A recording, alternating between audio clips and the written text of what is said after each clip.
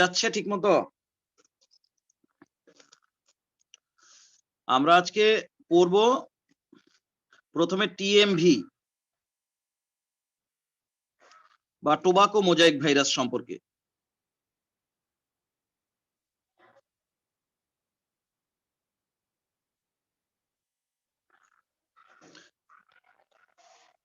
ঠিক আছে, লিখতে পারছ?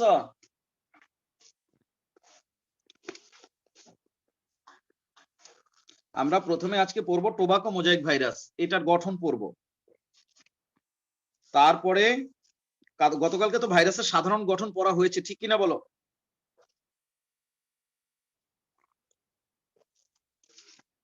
একটু কথা বলো, গতকালকে ভাইরাসের সাধারণ গঠন তো শেষ হয়েছিল নাকি?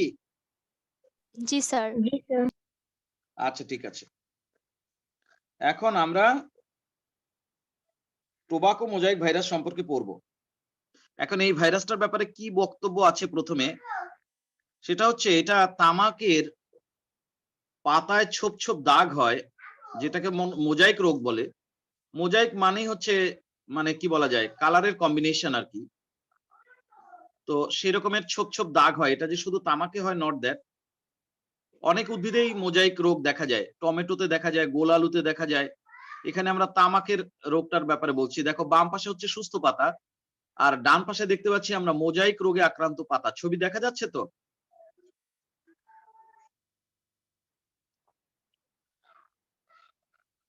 ছবি দেখা যাচ্ছে প্লিজ? G sir. হ্যাঁ, তাহলে দেখো কি রকম হলুদ হলুদ ছোপ ছোপ দাগ হয়ে গেছে। এখন এই ছোপ দাগটা, এটা যে একটা ভাইরাস ঘটিত রোগ, এই কথা প্রথম বলেছেন বিজ্ঞানী ইভানোভস্কি, দিমিত্রি ইভানোভস্কি, ওর নাম আমরা লিখব, তারপরে আসছি আমি। কিন্তু দিমিত্রি ইভানোভস্কি এটা একটা ভাইরাস ঘটিত রোগ বললেও তিনি কিন্তু সেই ভাইরাসের নাম দেননি, যে ভাইরাসটার কি নাম দেয়া যায়। ভাইরাসের নাম দিয়েছেন পরবর্তীতে আরেকজন বিজ্ঞানী, ওনার নাম হচ্ছে বিজারিঙ্ক, হল্যান্ডের বিজ্ঞানী। উনি বললেন যে ঠিক আছে, তাহলে এই ভাইরাসটার নাম দেওয়া হোক টোবাকো মোজাইক ভাইরাস বা টিএমভি। কিন্তু এই যে ইভানোভস্কি, উনি বললেন যে এটা একটা ভাইরাস ঘটিত রোগ, কারণ উনি এমন একটা ফিল্টার আছে যে ফিল্টারে তোমার ব্যাকটেরিয়াটা ছেঁকে ফেলা যায়, ব্যাকটেরিয়া আটকানো যায়, এরকমের এত সূক্ষ্ম ধরনের ছাঁকনি আছে। দিমিত্রি ইভানোভস্কি কিভাবে বুঝলো যে এটা ভাইরাস ঘটিত রোগ? উনি এমন এই প্রথমে তামাক গাছের পাতা দিয়ে রস বের করছে, এই মোজাইক আক্রান্ত পাতা দিয়ে। উনি সেই রসটাকে ভাইরাসের চেয়ে একটু বড় যে ব্যাকটেরিয়া, সেটাকে ছাঁকা যায় এরকম ফিল্টারের মধ্যে ছেঁকেছে। কিন্তু উনি দেখছে যে ব্যাকটেরিয়া ফিল্টার দিয়ে ছাকার পরেও যে তরলটা বের হয়েছে, সেই তরলটা যদি কোনো সুস্থ গাছের মধ্যে ঢুকিয়ে দেওয়া হয়, তাহলে দেখা যাচ্ছে সেই গাছের মধ্যেও ভাইরাস মানে ওই রোগের লক্ষণটা প্রকাশ পাচ্ছে, মানে তোমার মোজাইক রোগটা দেখা যাচ্ছে। তখন ইভানোভস্কি ভাবলো যে নিশ্চয়ই এটা ব্যাকটেরিয়া ঘটিত কোনো রোগ নয়, কারণ হচ্ছে আমার যে ছাঁকনি তা দিয়ে ব্যাকটেরিয়া বের হয়ে যেতে পারে না। তাহলে আমি ওই ছাঁকনি দিয়ে ছাকার পরে যে রসটা পাচ্ছি, সেটা যদি কাউকে ইনজেক্ট করে দেই কোনো একটা সুস্থ গাছে, তাহলে আবার দেখা যাচ্ছে এই রোগটা হচ্ছে। তাহলে এটা অবশ্যই ব্যাকটেরিয়া ঘটিত রোগ নয়, এটা ভাইরাস ঘটিত রোগ, কারণ ভাইরাসটা হচ্ছে ব্যাকটেরিয়ার চেয়েও ছোট। তখন বিজারেঙ্ক আরো পরীক্ষা নিরীক্ষা করে ভাবলো যে হ্যাঁ, বা সেও নিশ্চিত হলো যে হ্যাঁ, এটা আসলেই ভাইরাস ঘটিত রোগ। তখন বিজারেঙ্ক নাম দিল যে আসো, এই ভাইরাসের নাম আমি দিলাম টিএমভি। কিন্তু এই ভাইরাসটাকে ওই মোজাইক রোগে আক্রান্ত গাছের পাতা থেকে বা গাছ থেকে প্রথম সেপারেট করে পিওর ফর্মে এই ভাইরাসটাকে মানুষের কাছে শো করেছেন কিন্তু অন্য আরেকজন বিজ্ঞানী, তার নাম হচ্ছে স্ট্যানলি। এবং এই কাজ করার জন্য তাকে নোবেল প্রাইজ দেওয়া হয়েছে। এবং বলা হয়ে থাকে যে স্ট্যানলি কিন্তু প্রথম ভাইরাসকে মানুষের কাছে উপস্থাপন করতে পেরেছেন বিশুদ্ধ অবস্থায়, যে ভাইরাস জিনিসটা দেখতে কেমন। আর লুই পাস্তর ভাইরাস শব্দটা ব্যবহার করেছেন, কিন্তু তিনি এই অর্থে ভাইরাসটা ব্যবহার করেছেন লুই পাস্তর, যেটা একটা বিশুদ্ধ, এটা একটা বিষ, এটা একটা জীব না একটা রাসায়নিক পদার্থ, এই বিষয়ে কিন্তু লুই পাস্তর কিছুই জানতো না।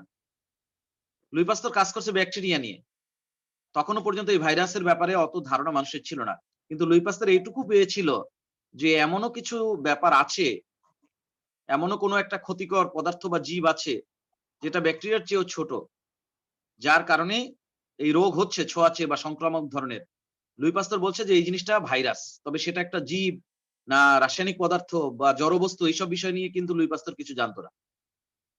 কিন্তু ইভানোভস্কি প্রথম বলল যে এই জিনিস হচ্ছে, এই যে তামাক গাছের যে এই রোগ দেখতে পাচ্ছ, এটাই হচ্ছে সেই জিনিস যার কথা তোমরা বলেছো, লুই পাস্তুর বলে গিয়েছে। স্যার এটাই আসলে অ্যাডলফ সেই রকম মায়ার, একটা অ্যাডলফ কোনটা? মায়ার তো স্যার, অ্যাডলফ মায়ার স্যার। হ্যাঁ, অ্যাডলফ মায়ার কি করেছে? স্যার ও তো 1886 সালে তামাক মানে গাছের স্যার টোব্যাকো মোজাইক রোগ হিসেবে উল্লেখ করছে প্রথম। হ্যাঁ, উনি বলছে যে এটা একটা মোজাইক রোগ। মায়ার এই রোগটার নাম মোজাইক রোগ, এটা বলছে অ্যাডলফ মেয়ার। বুঝতে পারছো? তামাকের এই এটাকে যে একটা মোজাইক রোগ, এই নামটা দিয়েছে অ্যাডলফ মেয়ার।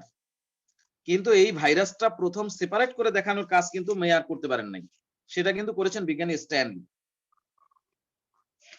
তো এই মোটামুটি এই ভাইরাসটার একটা ইতিহাস, সেটা একটা সংক্ষেপে আমরা লিখবো, তারপরে এই ভাইরাসটার আমরা একটু ছবি আঁকবো। হ্যাঁ, ছবি এঁকে তারপরে আমরা এটার গঠনটা আমরা লিখতে শুরু করব। আচ্ছা, ঠিক আছে, তো আমরা লিখি একটুখানি। লেখো, আমি খাতায় নিয়ে যাচ্ছি তোমাদের। বিজ্ঞানী, এটা রাশিয়ান বিজ্ঞানী, সেটা না লিখলেও চলে। বিজ্ঞানী দিমিত্রি ইভানোভস্কি প্রথম, বিজ্ঞানী দিমিত্রি ইভানোভস্কি প্রথম মোজাইক রোগে আক্রান্ত তামাক গাছের পাতায় এই ভাইরাসের উপস্থিতি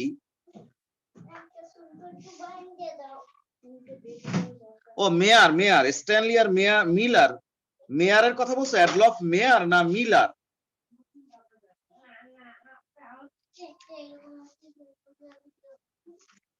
অ্যাডলফ মেয়ারের কথা বলেছো এইমাত্র, কে? মেয়ার না মিলার? মেয়ার স্যার। মেয়ার। কিন্তু ওই যে ভাইরাসটাকে যে সেপারেট করেছে স্ট্যানলি, তার সাথে মিলার নামে আরেকজন বিজ্ঞানী ছিল, সেটা আমরা বলবো অনেক। স্ট্যানলি এবং মিলার সেপারেট করার কাজটা দুজনে করেছেন। আচ্ছা, মেয়ার হচ্ছে বলেছে যে, অ্যাডলফ মেয়ার বলেছে যে এটা একটা মোজাইক রোগ। আচ্ছা, যাই হোক, সেটা পরে আসছি, এখন ওই লাইনটা কমপ্লিট করো যে বিজ্ঞানী দিমিত্রি ইভানোভস্কি তামাক গাছের মোজাইক রোগে আক্রান্ত পাতায় প্রথম এই ভাইরাসের উপস্থিতি বর্ণনা করেন। লিখতে পারছো কিনা বলো? স্যার আবার একটু বলুন। বিজ্ঞানী দিমিত্রি ইভানোভস্কি মোজাইক রোগে আক্রান্ত তামাক গাছের পাতায় বা তামাক গাছের মোজাইক রোগে আক্রান্ত পাতায়, যেভাবে লেখো, প্রথম এই ভাইরাসের উপস্থিতি বর্ণনা করেন। বিজ্ঞানী দিমিত্রি ইভানোভস্কি মোজাইক রোগে আক্রান্ত তামাক গাছের পাতায় প্রথম এই ভাইরাসের উপস্থিতি বর্ণনা করেন। লিখতে পারছো কিনা বলো?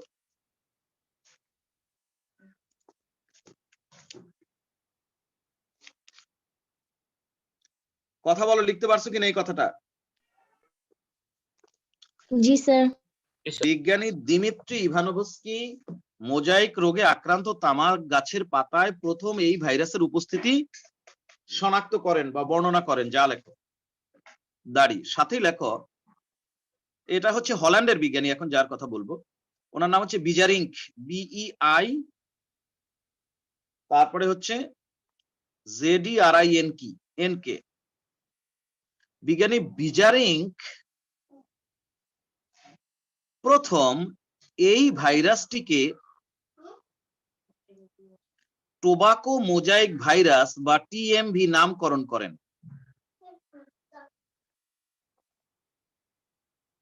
বিজ্ঞানী বিজারিঙ্ক প্রথম এই ভাইরাসটিকে টোবাকো মোজাইক ভাইরাস বা TMV নামকরণ করেন। হ্যাঁ স্যার, আসসালামু আলাইকুম, ক্লাসে আছি। হ্যাঁ হ্যাঁ হ্যাঁ।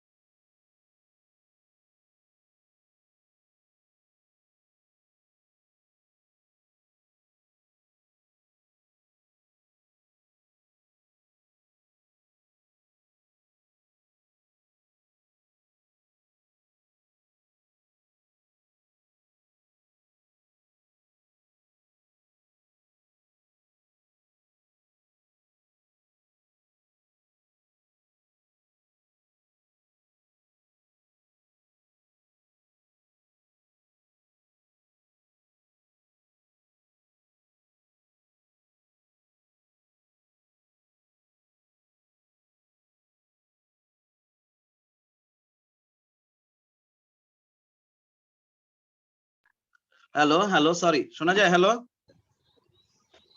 হ্যালো, শোনা যায়?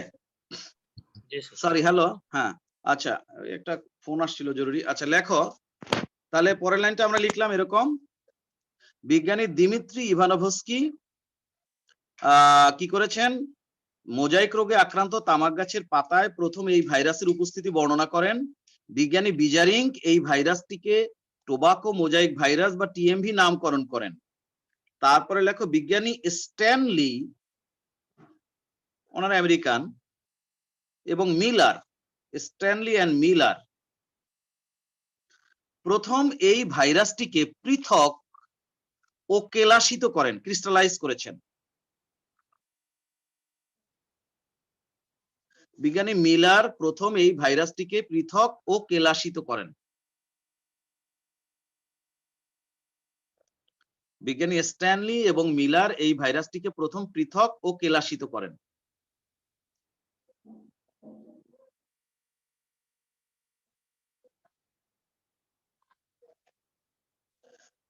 ঠিক আছে, লিখতে পারছো? বিজ্ঞানী স্ট্যানলি এন্ড মিলার প্রথম এই ভাইরাসটিকে পৃথক ও কেলাসিত করেন। লিখতে পারছো কিনা?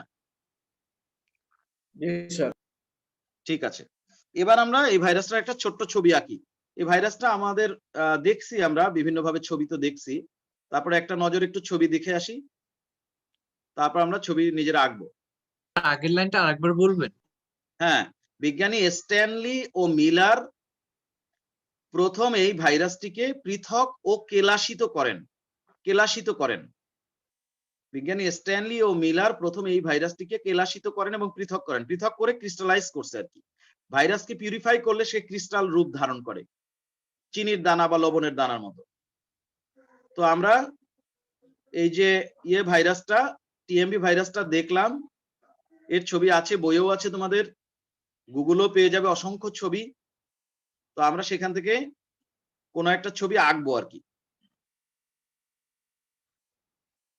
আমরা একটা ছবি আঁকবো এই যেরকম।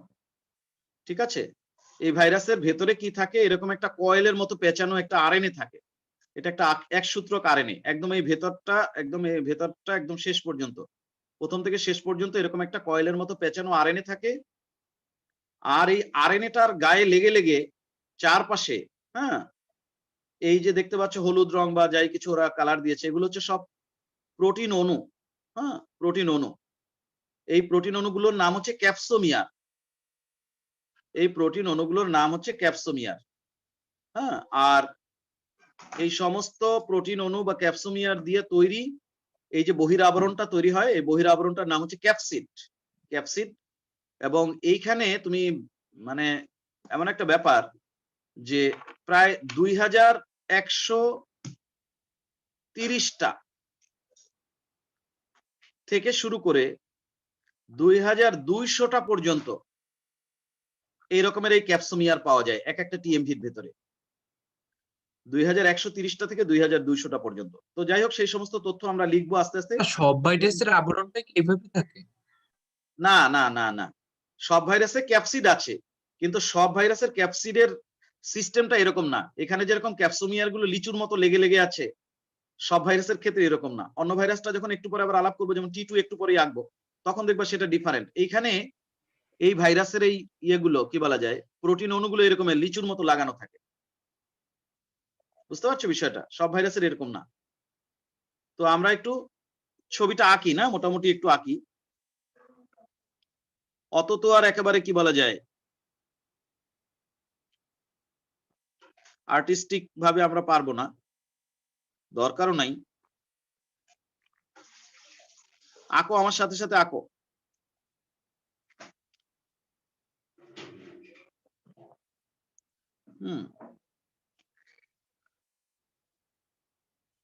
এরকম আর কি স্প্রিং এর মতো পেঁচানো থাকে। এটা হচ্ছে আরএনএ টুকরা, একটা কয়েলের মতো একদম স্প্রিং এর মতো পেঁচানো থাকে।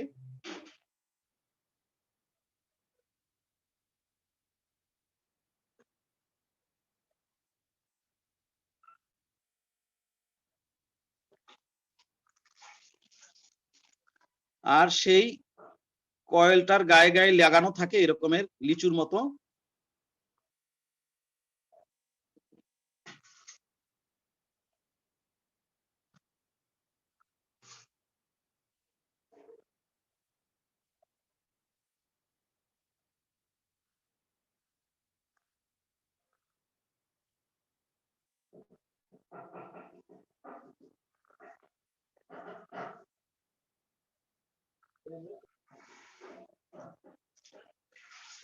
এখন এই অসংখ্য ক্যাপসোমিয়ার যখন থাকে, তখন আলটিমেটলি কিন্তু পুরো ভাইরাসটার স্ট্রাকচারটা লম্বা রডের মতো হয়ে যায়।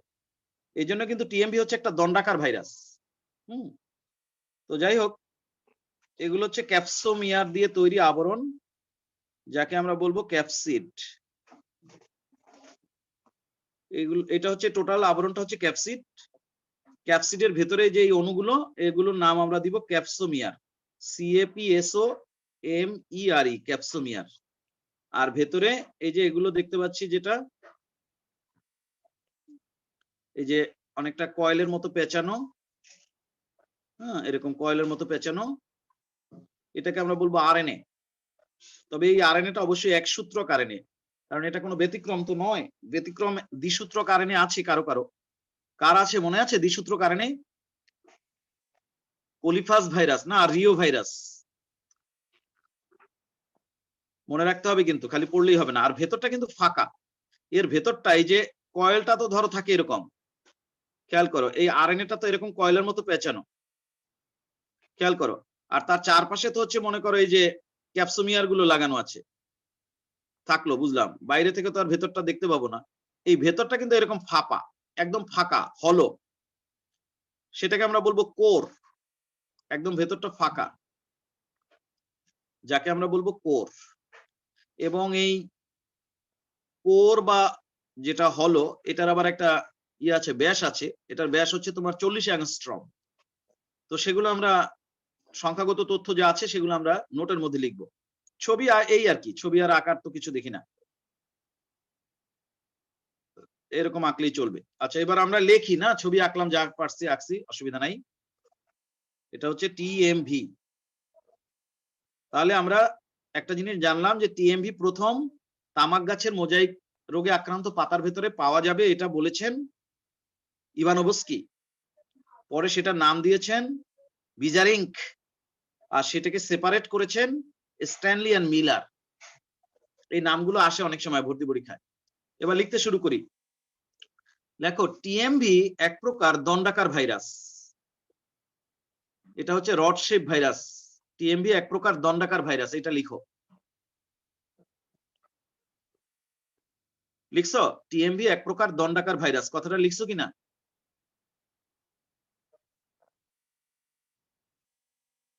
জি স্যার।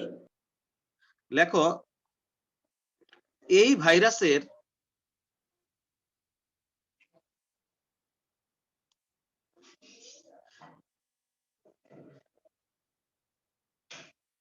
দেহের বহিরাবরণ বা ক্যাপসিড, এই ভাইরাসের দেহের বহিরাবরণ বা ক্যাপসিড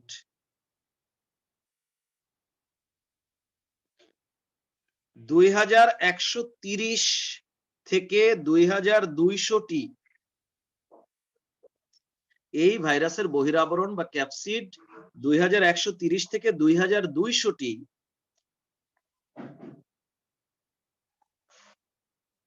প্রোটিন অণু বা ক্যাপসোমিয়ার দিয়ে তৈরি। এগুলো তো ক্যাপসোমিয়ার মানে তো প্রোটিন অণু।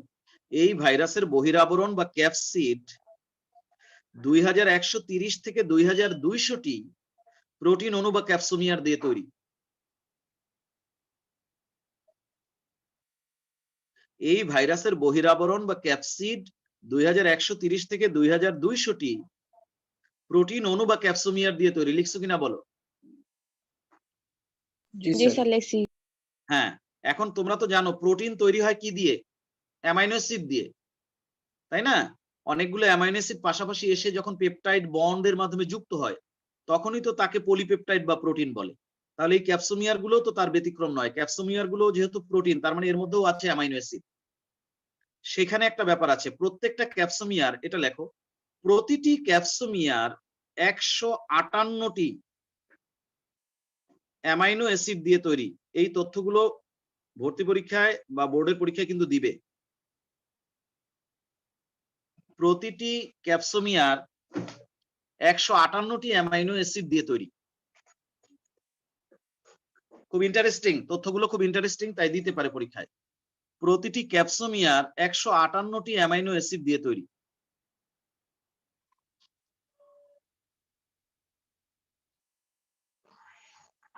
প্রতিটি ক্যাপসোমিয়ার 158টি অ্যামাইনো অ্যাসিড দিয়ে তৈরি। লিখছো কিনা বলো?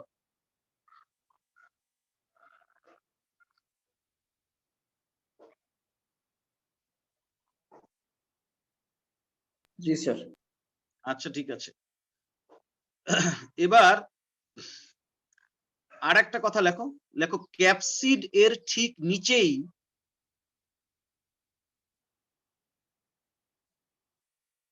একটি লম্বা একসূত্রক আরএনএ, ক্যাপসিড এর ঠিক নিচেই একটি লম্বা একসূত্রক আরএনএ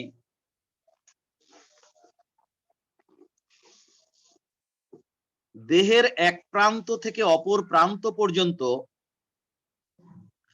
কয়েলের ন্যায় পেঁচানো থাকে। কয়েল, কয়েল লিখতে পারো, কয়েল শব্দটা লেখো, অসুবিধা নাই। কয়েল মানে কুণ্ডলিত হওয়া। কয়েল এর ন্যায় পেঁচানো থাকে। বায়োলজিতে এই বাংলা ইংরেজি মিলাই লিখতে পারবা, সমস্যা নাই। তাহলে পুরো লাইনটা আবার বলছি, ক্যাপসিড এর ঠিক নিচেই একটি লম্বা একসূত্রক আরএনএ দেহের এক প্রান্ত থেকে অপর প্রান্ত পর্যন্ত কয়েল এর ন্যায় পেঁচানো থাকে। দাঁড়ি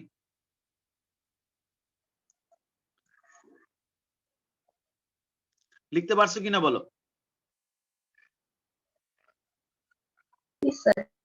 দাঁড়ি, ক্যাপসিডের ঠিক নিচেই একটি লম্বা একসূত্রক আরএনএ দেহের এক প্রান্ত থেকে অপর প্রান্ত পর্যন্ত কয়েল এর ন্যায় পেঁচানো থাকে। দাঁড়ি, সাথে লেখো 6500টি নিউক্লিওটাইড।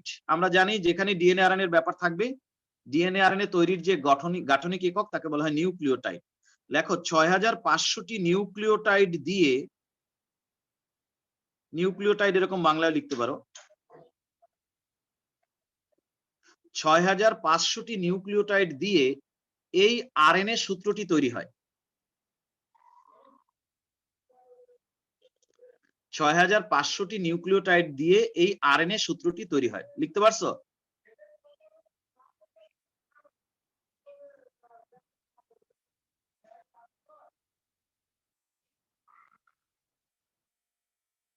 স্যার লাস্ট লাইনটা আরেকবার বলেন। 6500টি নিউক্লিওটাইড দিয়ে এই আরএনএ সূত্রটি তৈরি হয়।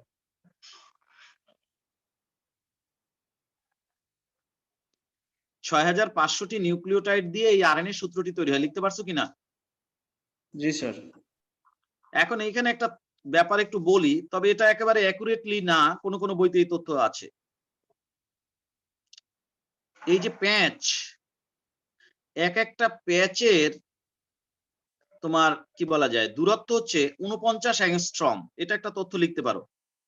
লেখো আরএনএ এর বা আরএনএ সূত্রের এরকম পেঁচানো থাকে তো, বুঝছো? এই যে এরকম পেঁচানো থাকে, খেয়াল করো। এখন তুমি কি করতে পারো, ধরো এখান থেকে শুরু করে এই পর্যন্ত এটারে বলতে পারো তুমি একটা পরিপূর্ণ প্যাচ, বুঝো না জিনিসটা? অথবা এখান থেকে শুরু করে কি বলবো এই পর্যন্ত এটা একটা পরিপূর্ণ প্যাচ। একটা পরিপূর্ণ প্যাচের দূরত্ব হচ্ছে 49 অ্যাংস্ট্রম, সেটা আমি বলতে চাচ্ছি। লেখো কি যেন একটা লাইন কিভাবে লিখতে শুরু করলাম জানো? আরএনএ সূত্র। হ্যাঁ, আরএনএ সূত্রের, হ্যাঁ আরএনএ সূত্রের প্রতিটি প্যাচের দূরত্ব 49 অ্যাংস্ট্রম। আরএনএ সূত্রের প্রতিটি প্যাচের দূরত্ব 49 অ্যাংস্ট্রম। লিখতে পারছো কিনা কে জানে? জি স্যার। দাঁড়ি আচ্ছা, আর একটা তথ্য আছে, সেটা হচ্ছে খেয়াল করো, আমি যদি ক্যাপসোমিয়ারের সংখ্যা ধরি, মনে করো এই যে 2130টা ধরি সাপোজ, আর তোমার আরএনএ এর মধ্যে নিউক্লিওটাইড আছে 6500, 6500টা নিউক্লিওটাইড আছে। এই নিউক্লিওটাইড গুলোর সাথেই কিন্তু এই ক্যাপসোমিয়ার গুলো লিচুর মতো একটার সাথে আরেকটা লাগানো। তো এই 6500কে যদি তুমি ধরো 2130 দিয়ে ভাগ দাও, তাতে কত হয়? প্রায় 3-3 মতো হয় বোধহয় রেজাল্ট, তাই না? বিষয়টা কি জানো? বিষয়টা হচ্ছে এই এক একটা ক্যাপসোমিয়ারের সাথে 3টা করে নিউক্লিওটাইড লাগানো থাকে। ধরো এই একটা ক্যাপসোমিয়ার, এটার সাথে এটার একদম এইখানে 3টা নিউক্লিওটাইড থাকবে। আবার এই একটা ক্যাপসোমিয়ার, এটার সাথে 3টা নিউক্লিওটাইড থাকবে। এরকম ভাবে পেঁচানো থাকে এই 3টা নিউক্লিওটাইডের সাথে একটা ক্যাপসোমিয়ার। আমি কি বুঝাইতে পারতেছি না পারি নাই? আল্লাহ জানে। জি স্যার। আমি পারছি, মেয়েরা তো কিছু বলে না। এই প্রোটিন আবরণটা কি ফাঁপা না নিডেড স্যার? এটা এটা এটা সলিড, কিন্তু এই ভেতরটা ফাঁকা, এটা কোর। এই বালিকা সম্প্রদায় কিছু বলো না কেন? জি স্যার। তোমরা আমাকে এত অপছন্দ করো কেন বলো তো? একটু বলবা তো মাঝে মধ্যে কথা। তাহলে এই তথ্যটা আমি এখন বলবো, তোমরা লিখবা। লেখো প্রায়, প্রায় কথাটা লাগিয়ে দিলাম, তাইলে আর আমাদের কোনো রিস্ক নাই। লেখো প্রায় 3টি নিউক্লিওটাইডের সাথে একটি ক্যাপসোমিয়ার যুক্ত থাকে। এবার আমি সেভ, প্রায় লাগিয়ে দিছি না, এখন আমি সেভ। প্রায় 3টি নিউক্লিওটাইডের সাথে একটি ক্যাপসোমিয়ার যুক্ত থাকে। লিখতে পারছো না পারো নাই? স্যার একটি নিউক্লিওটাইড, সরি, প্রায় 3টি নিউক্লিওটাইডের সাথে একটি ক্যাপসোমিয়ার যুক্ত থাকে। কথাটা না বুঝলে বুঝে নাও, এটা হচ্ছে একটা ক্যাপসোমিয়ার আর এইগুলো হচ্ছে নিউক্লিওটাইড। এই নিউক্লিওটাইড গুলোর সাথে এই ক্যাপসোমিয়ার নামক প্রোটিন গুলো লাগানো থাকে। তাই দেখা যাচ্ছে যে প্রায় 3টা নিউক্লিওটাইডের সাথে একটা ক্যাপসোমিয়ার লাগানো থাকে। কারণ কি, নিউক্লিওটাইড আছে 6500 আর ক্যাপসোমিয়ার ধরো আছে 2130, তাহলে ভাগ করো না, প্রায় 3 মতো হয়। তাহলে সেই জন্য এই কথাটা বলা যাচ্ছে যে প্রায় 3টি নিউক্লিওটাইড এর সাথে একটি ক্যাপসোমিয়ার যুক্ত থাকে। আল্লাহ, বুঝছো না বুঝো নাই? জি স্যার। লিখতে পারছো না পারো নাই? জি স্যার, লিখতে পারছি। লিখলে তো খুশি আমি।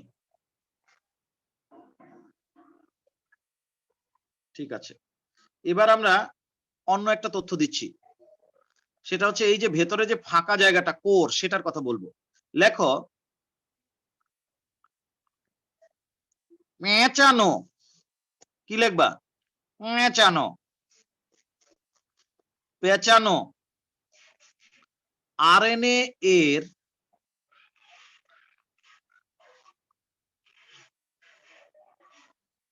অভ্যন্তরে, পেঁচানো আরএনএ এর অভ্যন্তরে বিদ্যমান ফাঁকা ফাঁকা স্থানটিকে কি বলে? বলো না কি বলে? কোর। কোর, হ্যাঁ। পেঁচানো আরএনএ এর অভ্যন্তরে বিদ্যমান ফাঁকা স্থানটিকে কোর বলে। Core core core. যার ব্যাস 40 অ্যাংস্ট্রম বা 4 ন্যানোমিটার। তাহলে 1 ন্যানোমিটার ইকুয়াল টু কয় অ্যাংস্ট্রম? 10 10 1 ন্যানোমিটার কি কইলা? 10 ঠিক আছে, 1 ন্যানোমিটার ইকুয়াল টু 10 অ্যাংস্ট্রম। ঠিক আছে, এবার লেখো টিএমভি এর দৈর্ঘ্য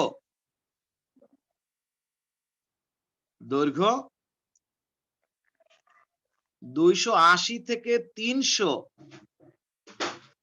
ন্যানোমিটার। ন্যানোমিটারও লিখতে পারো, আবার মিলিমাইক্রনও লিখতে পারো, একই জিনিস। টিএমভি এর দৈর্ঘ্য 280 থেকে 300 ন্যানোমিটার বা মিলিমাইক্রন এবং ব্যাস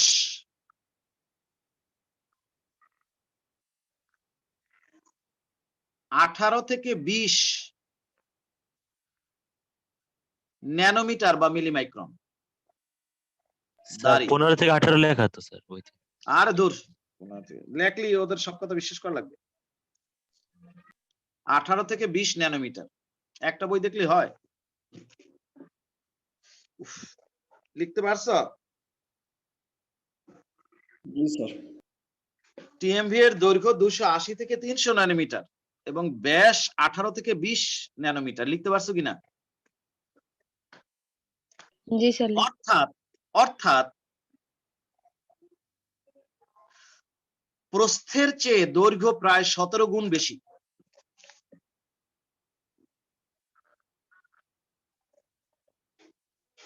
প্রস্থের চেয়ে দৈর্ঘ্য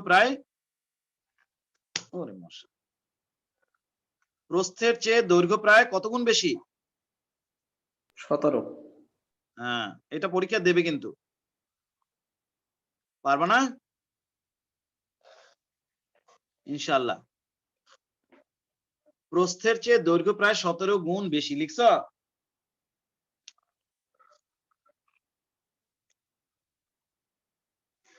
লেখো টিএমভি এর আণবিক ওজন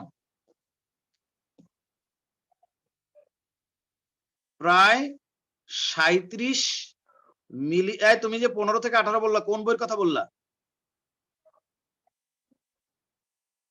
স্যার আবুল হাসান না? কোন কোন বইতে 18 থেকে 20 আছে, বুঝছো? লেখো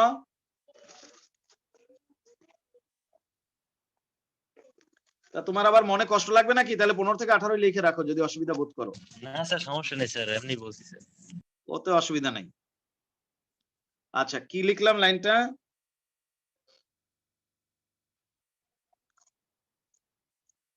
টিএমভি এর ওজন প্রায় 37 মিলিয়ন ডাল্টন।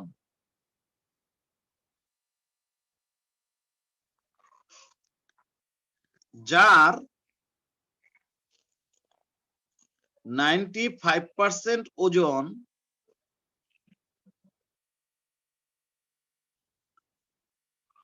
ক্যাপসিড এর জন্য।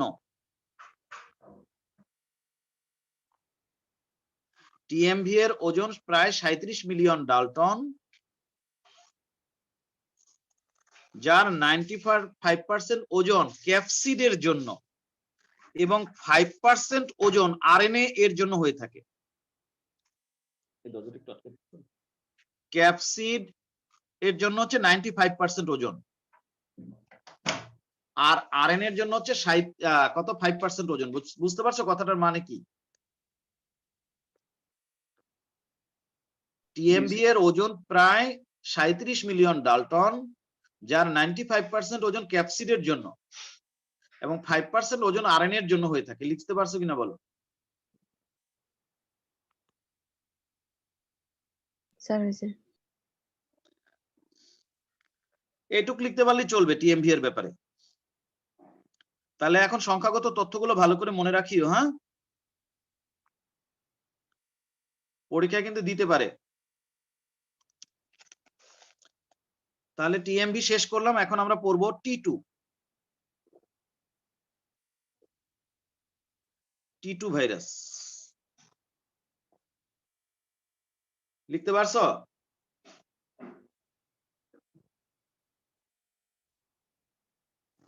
জি স্যার। বিজ্ঞানী, হ্যাঁ শোনো, বিজ্ঞানী টর্ট, টিওআরটি টর্ট এই ভাইরাস আবিষ্কার করেছেন। আর বিজ্ঞানী ডি হেরেলি এই ভাইরাস নামকরণ করেন। তাহলে লেখো এই কথা দুইটা। বিজ্ঞানী টর্ট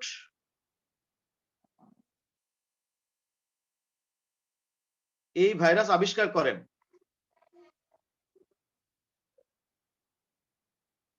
এবং বিজ্ঞানী ডি হেরেলি নামকরণ করেন।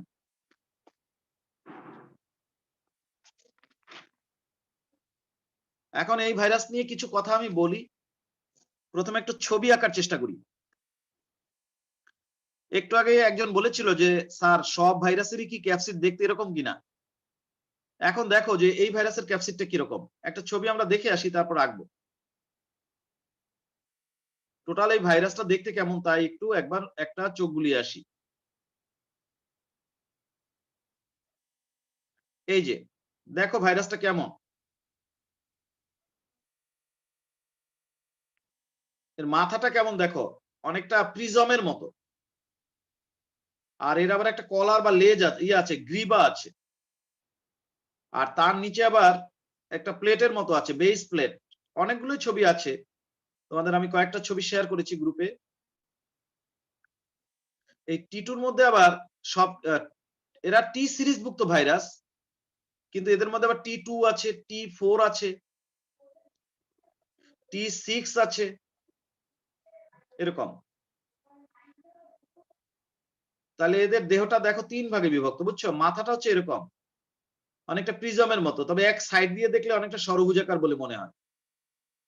এখানে কলার আছে, আবার এটা একটা লেজ, লেজের নিচে আবার এরকম একটা প্লেটের মতো আছে, ওটাকে বেস প্লেট বলে। তার নিচে আবার ছোট ছোট কাঁটা আছে, কাঁটাটা এখানে ওরা দেখায়নি ভালো করে, এরকম ছোট ছোট কাঁটা আছে 6টা, স্পাইক বলে।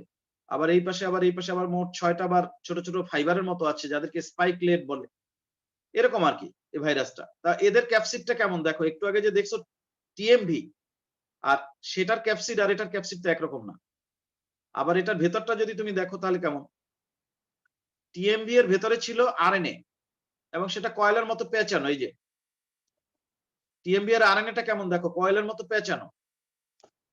কিন্তু তোমার টি2 ভাইরাসের ভেতরে থাকে ডিএনএ এবং সেটা তোমার ওরকম পেঁচানো না। তো আমরা আঁকলেই ব্যাপারটা ক্লিয়ার হয়ে যাবে। আমরা তো ওরকমের 3D ছবি আঁকতে পারবো না, আমাদেরকে 2D আঁকতে হবে, 2 ডাইমেনশনাল ছবি আঁকতে হবে। আঁকি আমরা,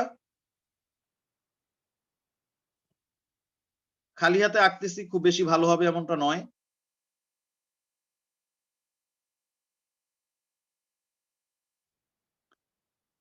শৈলী আসো ক্লাসে? স্বস্তি সরোয়ার শৈলী নাই ক্লাসে? কি যে করব আমি বুঝি না, ক্লাসে রেগুলার পাই না। রেগুলার ক্লাস না করলে তো ভালো রেজাল্ট হবে না। স্কেল দিয়ে যদি করো তাহলে আর একদম পারফেক্টলি হবে, বুঝছো?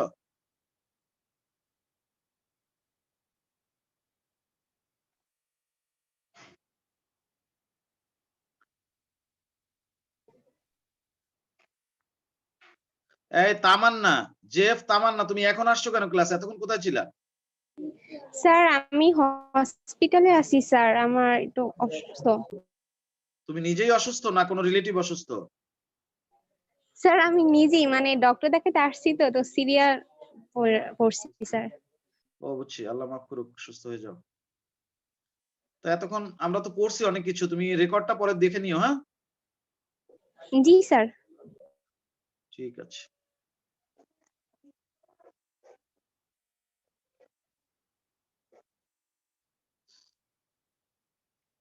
এটা একটা ভাইরাস, T2 ভাইরাস।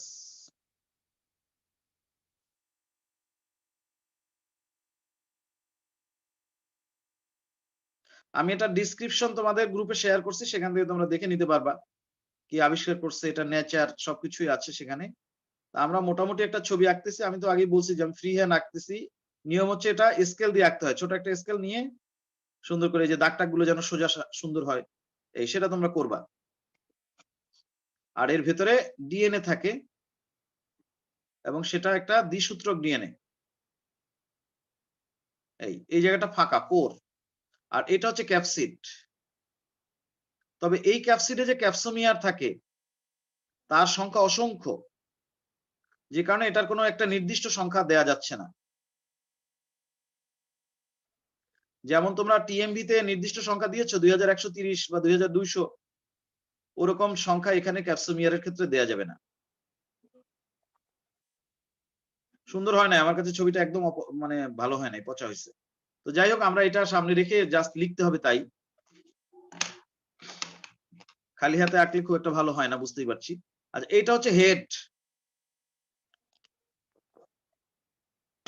বা মাথা।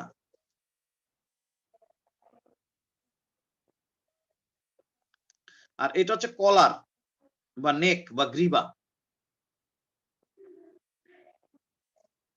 আর তারপরে নেক কিন্তু এইটুকু শুধু। আর তারপরে এইটা হচ্ছে টেইল বা লেজ, টেইল। আচ্ছা, গেল। আর এই ফাঁকা জায়গাটা কি? Core, C O R E, core. এটা কি ভিতরে? এটা কি দ্বিসূত্রক ডিএনএ।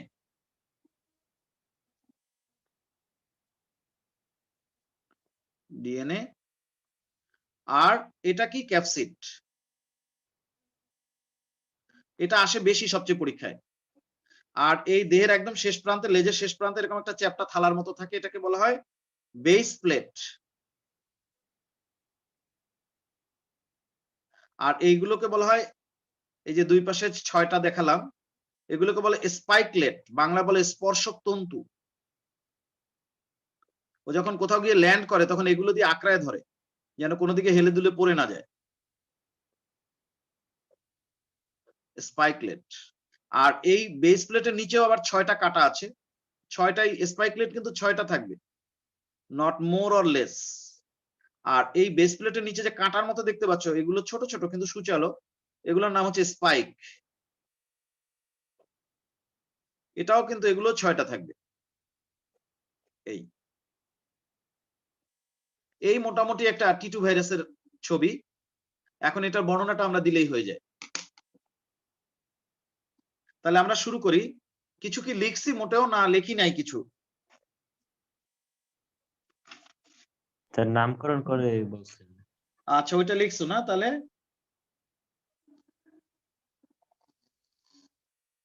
বিজ্ঞানী টর্ট এই ভাইরাস আবিষ্কার করেন এবং ডি হেরেলি নামকরণ করেন। তারপর লিখতে থাকো। এই ভাইরাস দেখতে অনেকটা ব্যাঙাচির ন্যায়, ওই ব্যাঙের বাচ্চার মতো, ট্যাডপোল। এই যে উপরের দিকটা মাথার মতো, এই দিকটা লেজের মতো, এই জন্য বলা হচ্ছে এই ভাইরাস দেখতে অনেকটা ব্যাঙাচির ন্যায়।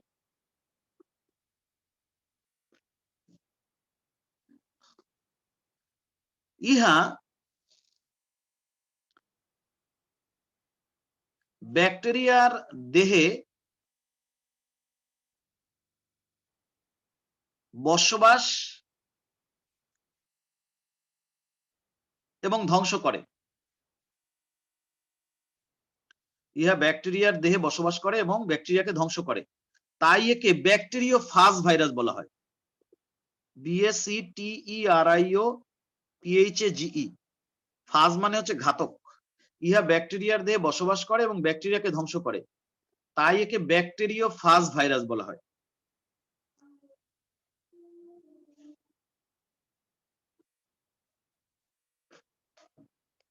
লিখতে পারছো কিনা বলো? তাই একে ব্যাকটেরিওফাজ ভাইরাস বলা হয়। লিখছো? জি স্যার। এর দেহ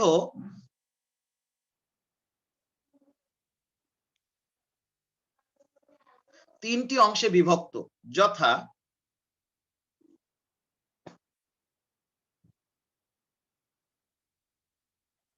মস্তক, কমা, গ্রীবা এবং লেজ। এর দেহ 3টি অংশে বিভক্ত, যথা মস্তক, গ্রীবা এবং লেজ।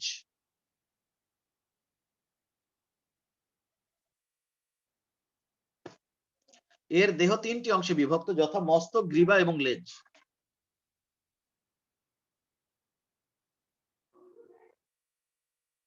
সাথে লেখো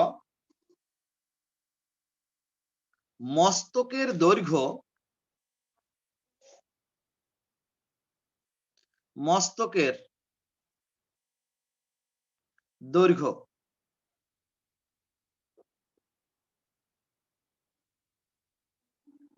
93 থেকে 100 ন্যানোমিটার।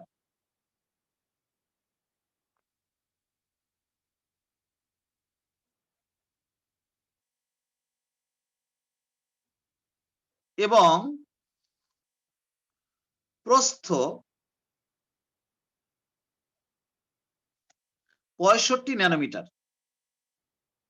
এগুলো ভর্তি পরীক্ষা দিবে কিন্তু, মাইন্ড ইট। এগুলো মনে রাখতে পারবে না তো, অনেক পড়তে পড়তে দেখা যাবে অনেক আইটেম বেশি হয়ে যাবে, মনে রাখা যাবে না, এই কারণে এগুলোই দিবে পরীক্ষায়। মস্তকের দৈর্ঘ্য 93 থেকে 100 ন্যানোমিটার এবং প্রস্থ 65 ন্যানোমিটার। সাথে লেখো গ্রীবা,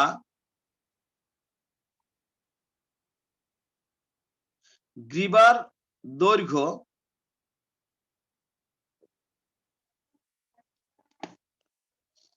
এখন এই গ্রীবার দিকে তাকাও। এইটাকে যদি বলি দৈর্ঘ্য, তাহলে এটাকে বলবো প্রস্থ। তাহলে দেখো দৈর্ঘ্যের চেয়ে প্রস্থ অনেক বেশি। খেয়াল করছো? এই গ্রীবার ছবির দিকে তাকাও। আমরা এই টোটাল টি2 ভাইরাসটাকে আমরা বলছি এটা তার দৈর্ঘ্য বরাবর, আর এটা তার প্রস্থ বরাবর। তাহলে গ্রীবাটা যদি কনসিডার করো, তাহলে গ্রীবার কিন্তু দৈর্ঘ্য মাত্র এতটুকু, কিন্তু তার প্রস্থ কিন্তু অনেক বেশি। বুঝতে পারছো না পারো নাই? কথা বলো, বুঝতে পারছো না পারো নাই? টোটাল টি2 ভাইরাসটাকে যদি আমি এরকম ভাবে চিন্তা করি যেটা দণ্ডায়মান আছে, তাহলে এটাই হচ্ছে তার দৈর্ঘ্য বরাবর এক্সিস্ট। তাহলে সেই সেন্সে আমার গ্রীবা দৈর্ঘ্য যা, তার চেয়ে দৈর্ঘ্য প্রস্থ অনেক বেশি। লেখো গ্রীবার দৈর্ঘ্য 5 থেকে 10 ন্যানোমিটার এবং প্রস্থ 40 থেকে 50 ন্যানোমিটার।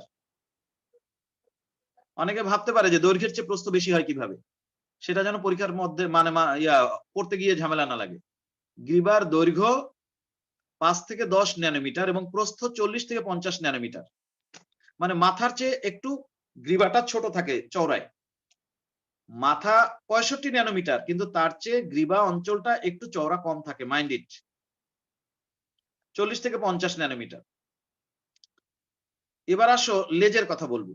এবার দেখো লেজের দৈর্ঘ্য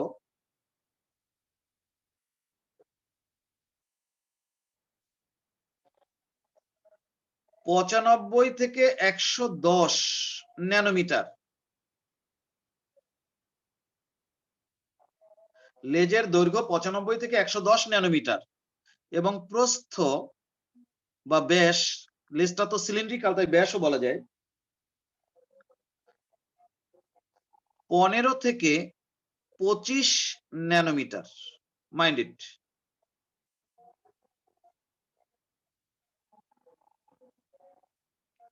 তাহলে 15 থেকে 25 ন্যানোমিটার হচ্ছে লেজের ব্যাস বা প্রস্থ, বাট লেজের দৈর্ঘ্য হচ্ছে 95 থেকে 110 ন্যানোমিটার। তবে লেজ কিন্তু একদম এই শেষ প্রান্ত পর্যন্ত, একদম এই পর্যন্ত, বেস প্লেট পর্যন্ত লেজ বিস্তৃত। এখন যদি তোমার টোটাল দৈর্ঘ্য বের করতে বলে, তাহলে সেটা কি রকম? সেটা হবে এই মাথার দৈর্ঘ্য যেটা 93 থেকে 100, তার সাথে কলার যেটা 5 থেকে 10, আর যেটা লেজ 95 থেকে 110, এই তিনটেই যোগ করতে হবে। তাহলে সেটা আমি লিখে দিচ্ছি। লেখো একটি সম্পূর্ণ টিএমভির দৈর্ঘ্য প্রায় 200 ন্যানোমিটার। বুঝতে পারছো? 200 থেকে 220 ন্যানোমিটার লেখো। একটি সম্পূর্ণ টিএমভি এর দৈর্ঘ্য প্রায় 200 থেকে 200 টিএমবি না টি2 স্যার? সরি টি2।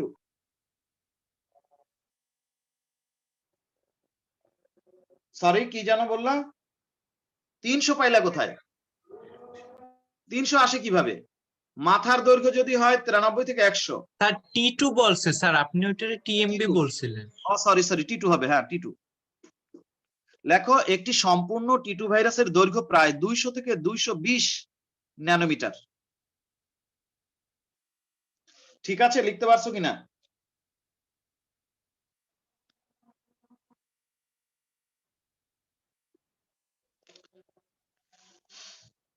দুইশো থেকে 220 ন্যানোমিটার লিখতে পারছো কিনা বলো? জি স্যার লিখছি। লেখো এই ভাইরাসের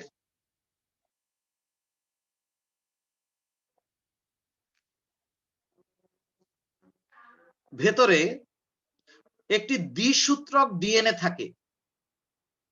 এই ভাইরাসের ভেতরে বা কেন্দ্রে যা লেখো একটি দ্বিসূত্রক ডিএনএ থাকে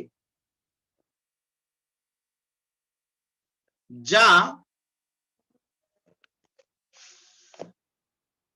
60,000 জোড়া, এই জোড়া জিনিসটা গুরুত্বপূর্ণ। কেন জোড়া? কেন নিউক্লিওটাইডের যদি সংখ্যা বের করি তাহলে যেহেতু দুইটা সুতা, এখানে একটা নিউক্লিওটাইড, এটা একটা, এক একটা সুতায় যদি 60,000টা নিউক্লিওটাইড থাকে তাহলে দুইটা সুতায় অবশ্যই 60,000 জোড়া বলতে হবে। বুঝতে পারছো কিনা?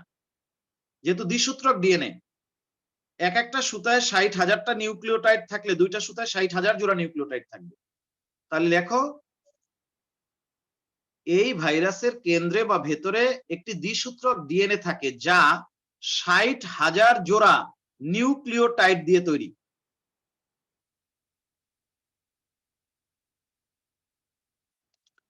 যা 60,000 জোড়া নিউক্লিওটাইড দিয়ে তৈরি।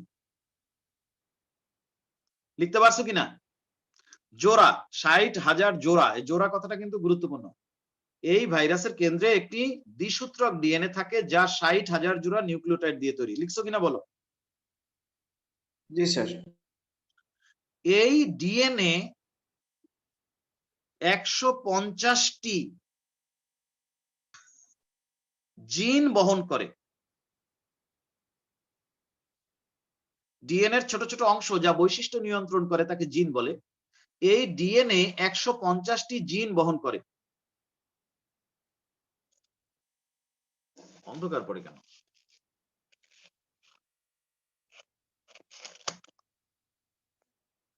এই ডিএনএ 150টি জিন বহন করে। লিখতে পারছো কিনা বলো?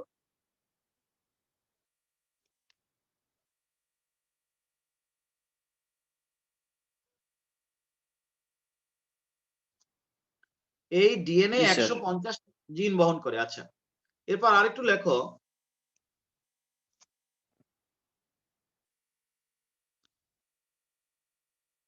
একটি টিটু ভাইরাসের দেহের মোট ওজনের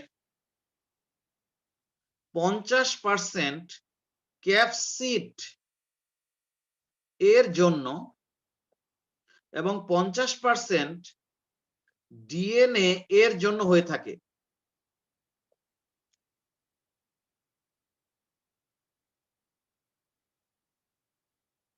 স্যার আরেকবার বলা যায়? হ্যাঁ, একটি টিটু ভাইরাসের দেহের মোট ওজনের 50% ক্যাপসিডের জন্য এবং 50% ডিএনএ এর জন্য হয়ে থাকে। একটি টিটু ভাইরাসের দেহের মোট ওজনের 50% ক্যাপসিডের জন্য, মানে খোলসটার জন্য, আবরণটার জন্য, আর 50% ডিএনএ এর জন্য হয়ে থাকে। ডিএনএটা ছোট কিন্তু ওয়েট অনেক, মলিকুলার ওয়েট বেশি ডিএনএ এই ক্যাপসিডের চেয়ে। একটি ডিএনএ টিটু ভাইরাসের মোট ওজনের 50% ক্যাপসিডের জন্য এবং 50% ডিএনএ এর জন্য হয়ে থাকে। লিখছো কিনা বলো? জি স্যার। আচ্ছা, লেখো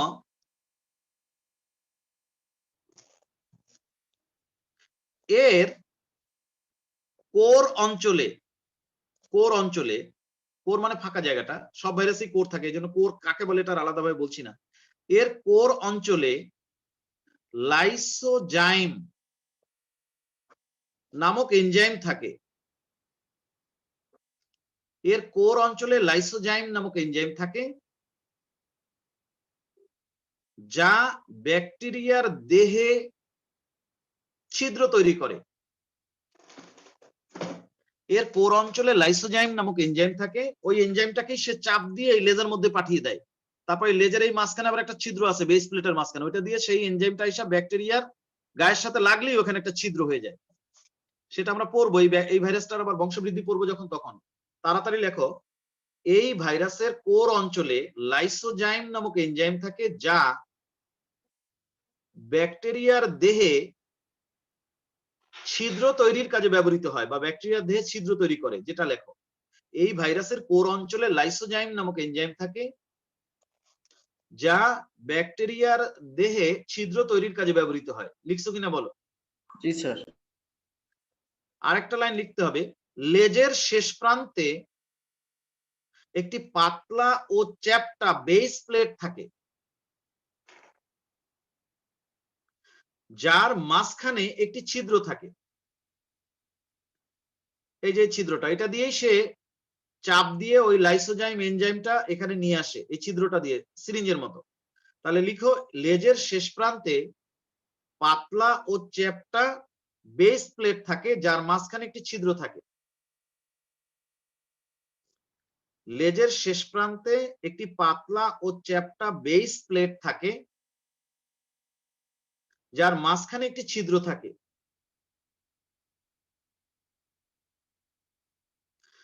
লিখছো? একবার একটু বলেন। লেজের শেষ প্রান্তে একটি পাতলা ও চ্যাপ্টা বেস প্লেট থাকে, যার মাঝখানে একটি ছিদ্র থাকে। লেজের শেষ প্রান্তে একটি পাতলা ও চ্যাপ্টা বেস প্লেট থাকে, যার মাঝখানে একটি ছিদ্র থাকে। লিখছো কিনা বলো? জি স্যার।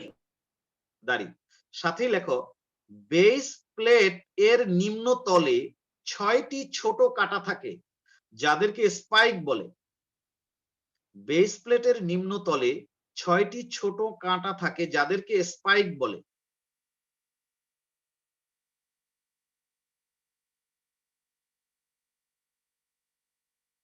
আবার একটু বলেন। বেস প্লেটের নিম্ন তলে 6টি ছোট কাঁটা থাকে, যাদেরকে স্পাইক বলে। বেস প্লেট এর নিম্ন তলে 6টি ছোট কাঁটা থাকে, যাদেরকে স্পাইক বলে।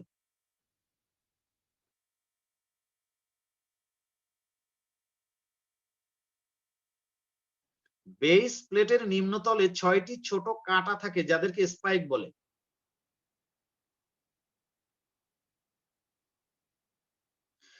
এদের সাহায্যে টিটু ভাইরাস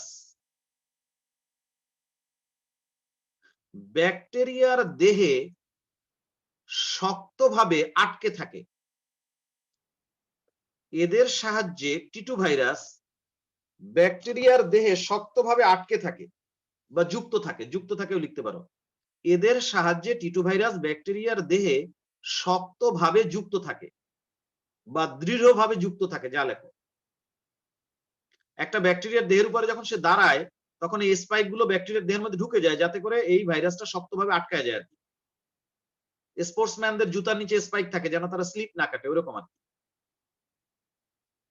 বেস প্লেটের নিম্নতলে 6টি ছোট কাঁটা থাকে, যাদেরকে স্পাইক বলে। দাড়ি, এদের সাহায্যে টিটু ভাইরাস ব্যাকটেরিয়ার দেহের সাথে শক্তভাবে যুক্ত থাকে। লিখছো কিনা বলো?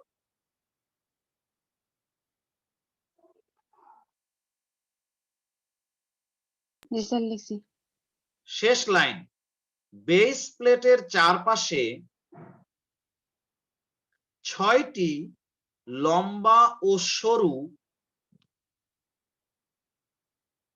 তন্তু থাকে, ফাইবার বা তন্তু থাকে, যাদেরকে স্পাইকলেট বলে।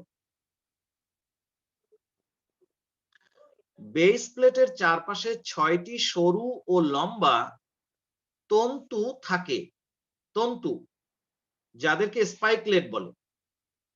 এই জন্য এদের নাম হচ্ছে স্পর্শক তন্তু, বাংলায় বলে স্পর্শক তন্তু। বেস প্লেটের চারপাশে 6টি সরু ও লম্বা তন্তু থাকে, যাদেরকে স্পাইকলেট বলে।